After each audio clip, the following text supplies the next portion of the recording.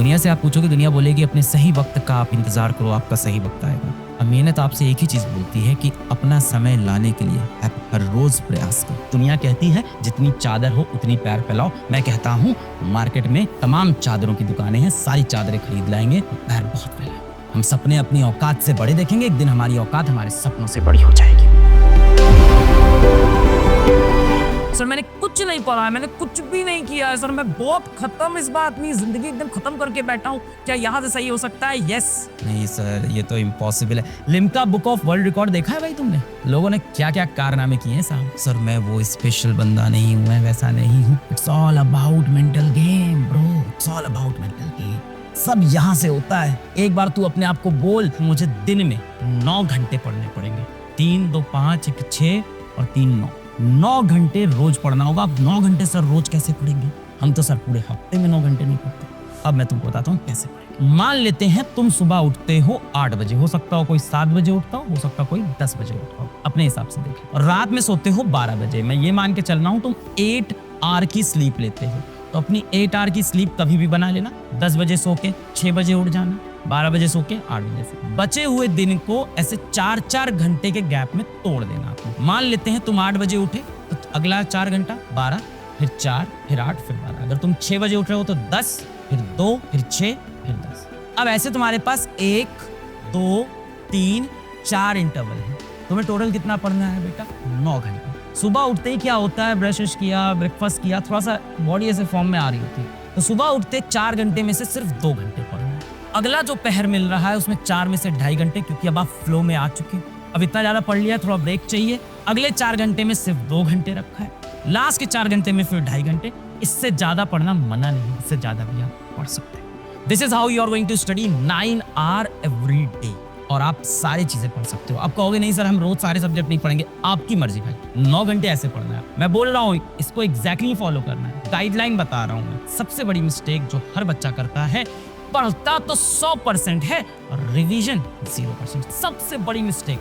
मैंने नीट के लाखों बच्चों को पढ़ाया है और हजारों बच्चों का मेडिकल कॉलेज में सिलेक्शन कराया होगा, जो टॉप एम से पढ़ रहे होंगे, गवर्नमेंट मेडिकल कॉलेज से पढ़ रहे होंगे। अब चाहे नीट की बात हो, चाहे वो आपके बोर्ड की बात हो, मैंने देखा है बच्चे बहुत पढ़ते हैं, साल भर सब पढ़ते हैं। आपने 4 किताबें पढ़ी होगी मैथ्स में, साइंस में ये किताब एनसीईआरटी पढ़ ली, उसके बाद वो साइंस में एस्टान भी पढ़ ली, सब पढ़ ली, लक्ष्मी सिंह सब पढ़ ली, याद कुछ नहीं, क्योंकि बेटा आपका रिवीजन 0% है। तो रिवीजन बहुत ज्यादा जरूरी है। अब रिवीजन की जगह देखो कैसे बनेगी। मान लेते हैं कि आप कल से शुरू कर देते हो। अब हर 5 दिन आप पढ़ाई करोगे और 6ठे दिन आप रिवाइज करोगे। फिर अगले 5 दिन आप पढ़ाई करोगे, 6ठे दिन रिवाइज, 5 दिन पढ़ाई, 6ठे दिन रिवाइज। इस तरह से आपके पढ़ने वाले टोटल 29 दिन हो गए और आपके रिवीजन के भी 6 दिन हो गए। रिवाइज करना बहुत जरूरी, वरना इस बीच में तुमने सिर्फ पढ़ डाला, एग्जाम आएगा तुम्हें लगेगा कुछ नहीं पढ़ा होगा। तो हर 5 दिन के बाद 1 दिन आपका बेटा रिवीजन का मस्ट है। दुनिया कहती है जितनी चादर हो उतनी पैर फैलाओ। मैंने दुनिया की ये सब बातें नहीं सुनी, इसलिए जिंदगी में शायद मैं कुछ कर पाया।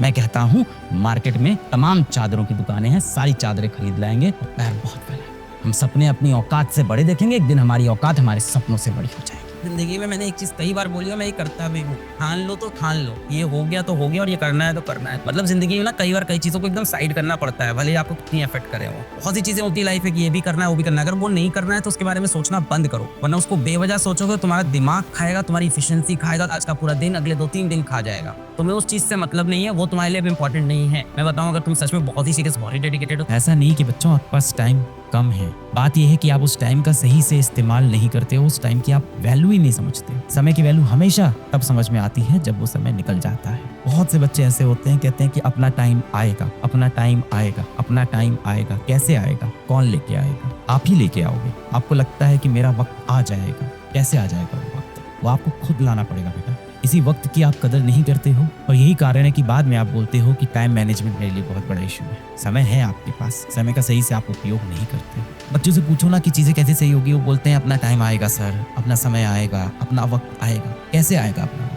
आप दुनिया से पूछोगे, किसी व्यक्ति से पूछोगे कि मेरा वक्त कब आएगा, तो वो क्या बोलेगा कि आएगा एक समय, तुम्हारा भी टाइम आ जाएगा। उससे पूछोगे कैसे आएगा, तो वो खुद नहीं बता पाएगा आपको। और दुनिया आपसे क्या बोलती है? इंतजार करो, अपने वक्त का इंतजार करो, तुम्हारा वक्त आ जाएगा। दुनिया यही तो कहती है कि सही वक्त का इंतजार करो। मेहनत बेटा आपसे एक ही चीज बोलती है। दुनिया से आप पूछोगे, दुनिया बोलेगी अपने सही वक्त का आप इंतजार करो, आपका सही वक्त आएगा। और मेहनत आपसे एक ही चीज बोलती है कि अपना समय लाने के लिए आप हर रोज प्रयास करो। अभी आपके पास कॉपी पेन है, मोबाइल तो होगा, आसपास एक कॉपी पेन है। आप एक काम करो, आज आप अपने पास एक कॉपी या एक पेपर होगा आपके पास और एक पेन ले लो। कॉपी, पेपर, पेन, जो भी आपके पास, एक कागज और एक पेन ले लो। अब इस कागज में आप अपने जीवन की 10 मोस्ट इम्पॉर्टेंट थिंग्स लिखो जो आप करना चाहते हैं, जो आपका सबसे 10 मोस्ट इम्पॉर्टेंट एम है, उसको आप लिखो। वो 10 चीजें लिखो जो आप जीवन में करना चाहते हो। वो 10 चीजें यहाँ पे 1 2 3 4 5 6 7 8 9 10 2 मिनट, 3 मिनट, 4 मिनट का समय लो और वो 10 सबसे इम्पॉर्टेंट चीज अपनी लाइफ की यहाँ पे लिखो जो आप जीवन में करना चाहते हो, जो आप बनना चाहते हो। वो ये हो सकती है कि मेरा कोई कॉम्पिटिटिव एग्जाम निकल जाए, वो ये हो सकती है कि मेरी यहाँ नौकरी लग जाए, वो ये हो सकती है कि मैं जीवन में साइंटिस्ट बन जाऊं, वो ये हो सकता है कि मेरे माता पिता खुश हो जाएं, कुछ भी हो सकता है। वो ये हो सकता है कि कोई व्यक्ति मेरी जिंदगी में आ जाए, जो भी आप चाहते हो। देखो, जीवन में सबसे बड़ी चीज होती है आप संतुष्ट रहो और आप खुश रहो जीवन से। मैंने बहुत से ऐसे अमीर लोग से मैं मिलता हूँ, अमीर लोग को मैं देखता हूँ और मैंने देखा है कि वो लोग अपने जीवन में खुश नहीं है। तो इतना सब पाके भी अगर जीवन में आप खुश नहीं हो, आपकी सेहत नहीं अच्छी है, आपको बीपी, हार्ट की बीमारियां, शुगर, इस तरह की दिक्कतें हैं, हाइपरटेंशन, तो क्या फायदा है यार ऐसी सक्सेस का भी। तो जीवन में सबसे इंपॉर्टेंट होता है कि किस चीज से आपको खुशी मिले। अब यहाँ पे कोई बच्चा हो सकता है जिसकी खुशी सिर्फ इस बात में हो कि मैं जीवन भर अपनी माँ को खुश देखना चाहता हूँ। सबके लिए खुशी के अलग अलग भाई पैरामीटर्स होते हैं। आपके लिए वो 10 सबसे इंपॉर्टेंट चीज क्या है वो आप अभी पेपर पे लिख लो। 10 मोस्ट इंपॉर्टेंट। किसी के लिए IIT हो सकता है, किसी के लिए नीट की परीक्षा हो सकती है, किसी के लिए बोर्ड में टॉपर बनना, किसी के लिए अच्छी नौकरी निकालना, किसी के लिए अपने पड़ोसी से ज्यादा अमीर बन जाना, किसी के लिए नई बाइक खरीदना, किसी के लिए नई कार खरीदना, किसी के लिए नया घर खरीदना, किसी के लिए नया फोन खरीदना, किसी का प्यार हासिल करना। सबकी अपनी अपनी इच्छाएं हो सकती हैं और इसमें कोई गलत नहीं है कि आपकी इच्छाएं कैसी है। हर किसी की अपनी इच्छा है, जिससे भी आपको खुशी मिलेगी जीवन में ना, जो आप असल में करना चाहते हो, जो आप असल में बनना चाहते हो, जो आप असल में अपने जीवन में चाहते हो। झूठा नहीं, दिखावे वाला नहीं, जो आप सबके सामने झूठ बोल देते हो वो मत करना। पेरेंट्स के प्रेशर में आप बोल देते हो कि हाँ मुझे डॉक्टर बनना है, पेरेंट्स के प्रेशर में आप बोल देते हो कि मुझे इंजीनियर बनना है, वो वाला नहीं। जो आप दिल से चाहते हो। ये पेपर कोई नहीं देखने वाला, मैं भी नहीं देखने वाला हूँ, आपका दोस्त भी नहीं देखने वाला। जैसे आपके थॉट्स नहीं होते हैं दिमाग के अंदर, इसमें झांक कर कोई नहीं देख पाता, ये वैसा पेपर सच्चाई से एकदम कभी भी सेटिस्फाइड नहीं होना चाहिए। Always be hungry for more knowledge, more wisdom in this world. Always be hungry for more sympathy and more empathy